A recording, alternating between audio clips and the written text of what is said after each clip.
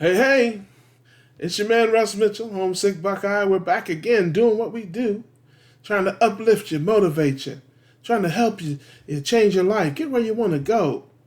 All right, we're here to live, we're here to laugh, we're here to learn together, man, because I'm telling you, whatever you want to do in life, I believe in you. I know you can do it. You can change your life. I've changed mine. All right, whatever you're going through, keep moving forward. Keep moving and grooving, steadily improving. All right? Keep looking for those answers. You will find them. All right? I mean it. I want you to hit the like button, subscribe button, share with your people if there's anything of value you find here. I know I tell you that all the time. You can also comment if you want to leave a comment, you want to ask a question. You can shoot me an email, whatever you want to do, man. We're here to help however we can. The series, My Overweight Life. Hope you're enjoying that. Just sharing with you. It's I think it's important to share, the struggle and the highs and the lows. A lot of folks out here in this YouTube space, especially folks that are, I don't know, inspirational, motivational. Sometimes you just see finished product. You see somebody after they've lost a bunch of weight or after they've done something great, and that's great. It's inspirational. But I think there's a room and a space for folks that are still going through it. Maybe people who are at the beginning of it. If there's somebody that's out there that's maybe lost a couple 100 pounds, that might be too far away. I know it was for me. It's kind of too far away to see of that. But when you see somebody maybe at the starting line instead of the finish line, it can hit a little different. So, and I want to show you too, man. Listen, you can't really appreciate sunshine until you've seen some rain, and you can't really appreciate light until you've been in the dark. And there's folks out there you think nobody understands and what you're going through, but there are people who do understand. There are other people who are going through it too.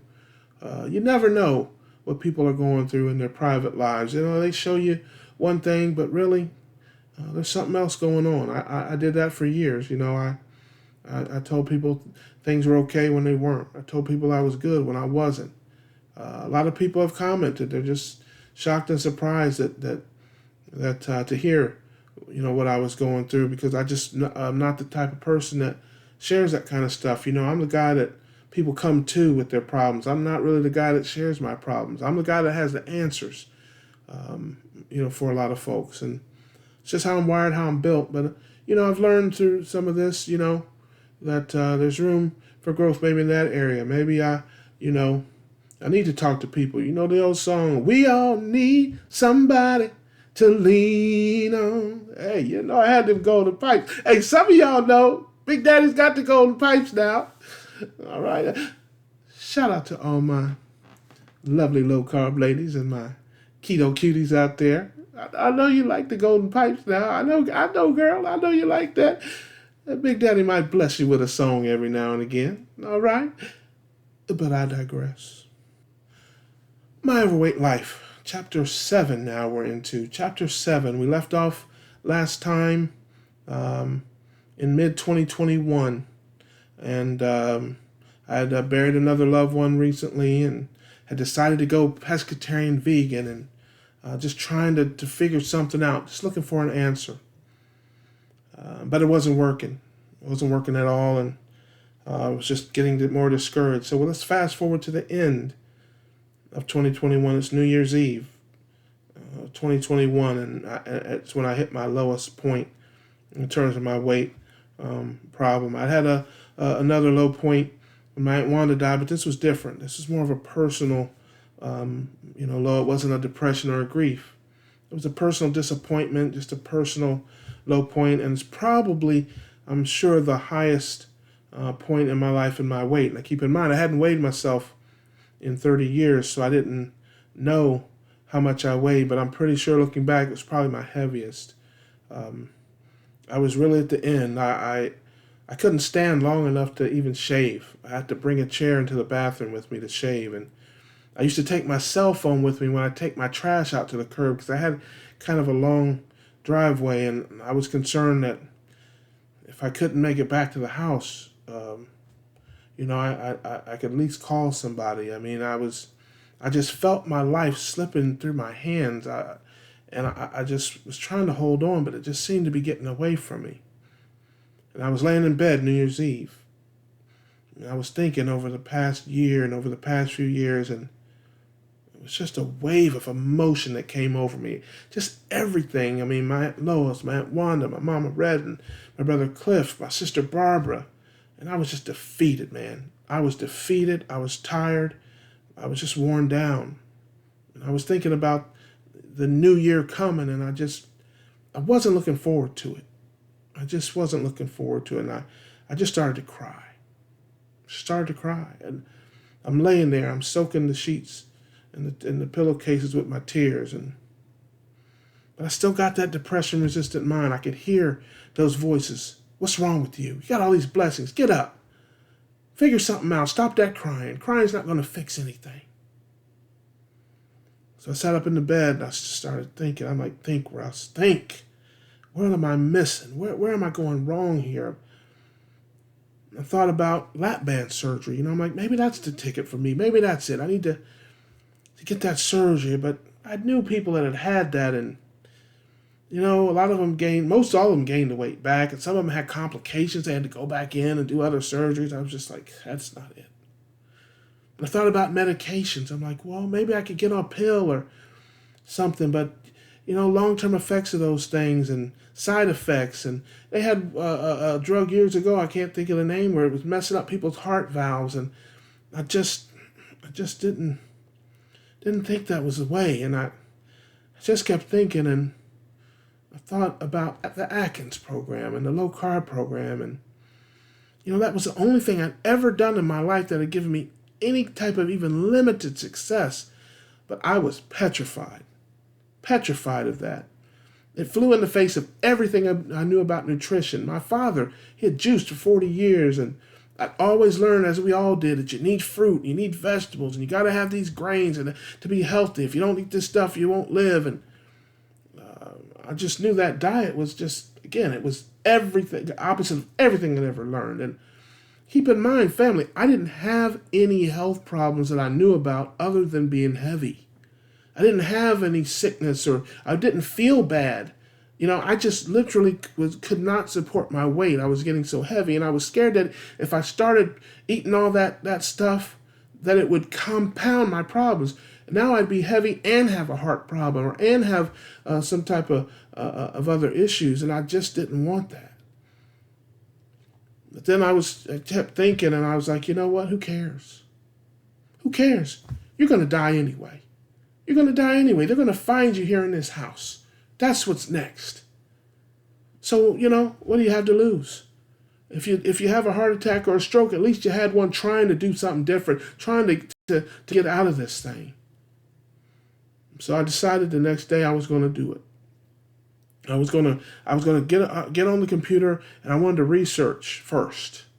I was going to do it, but I wanted to just find out how bad it gets. What's the worst case scenario? I want to see all the horror stories of people who've been on this program and all the problems that they had. I just want to know what I'm up against. So I went to bed, and I woke up the next morning, and I started searching. It's now January the 1st, 2022.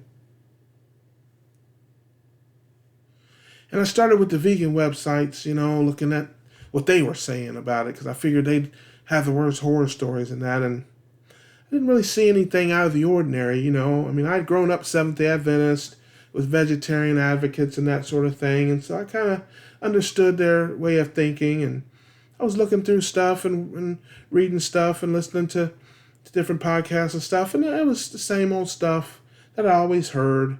So I was like, okay, all right, nothing new here. And then I went over to, the other side, and I started listening and researching, and I found a few doctors and a few things, but they were all kind of used car salesmen-y, and people trying to sell things, and I just didn't feel that strongly about it. I just wasn't swayed. I still had those fears, of course, but I kept looking. We're probably now into February, maybe now, and I'm tweaking my diet a little bit. but still researching this, still looking for answers. And I came across Dr. Ken Berry. And that dude, yeah, he was a whole different breed of cat. I mean, this is a doctor who'd been in private practice for over 20 years. And he wasn't talking a lot of big words, and he wasn't slick and trying to sell you, webinars or coaching programs or books and things like that. Man, this guy, he's a country guy from Tennessee, and he was putting that thing right down there where the chickens could get it. Okay, and I'm sitting here and I'm soaking this information up, and he's talking about your cholesterol doesn't matter. His is 280. And he's talking about, high blood pressure has nothing to do with salt. And he's talking about getting into ketosis and getting off of fruit and vegetables. And I'm just watching this stuff, man, and I'm just like blown away. Then he puts his blood work up and talks about himself. And he talks about how early in his practice, he'd led people the wrong way, and that he had figured out the proper human diet. And he wrote a book called Lies My Doctor Told Me, and talked all about it. And he had been on it himself and had his kids and his family doing it. And I was flabbergasted. Again, I just didn't understand it. It was like just foreign to me. It flew in the face of everything I'd ever learned about it. And so I kept watching, but I was still concerned with the long-term effects. And so I came across Kelly Hogan on his site at My Zero Carb Life, and started watching her videos, and she told her story of how she lost a lot of weight, and she had people on there that were older, people in their 50s, 60s. I was watching a lady at 80 years old talking about, her diet and how her blood work had changed and how she was living her best life, eating this way. And I was like, wow, this is amazing. And then I saw Dr. Ben Bickman. And I'm going to stop the video here. But in the next chapter, I'm going to talk about what I heard, what I found out, and how it changed my life forever. And it probably saved my life. So, as always, I want to leave you with a word of encouragement. Hang in there. Keep fighting. Don't give up. If you're looking to change your life for the better, there's answers out there. Keep looking for them. Just don't stop searching. You won't find them if you stop looking.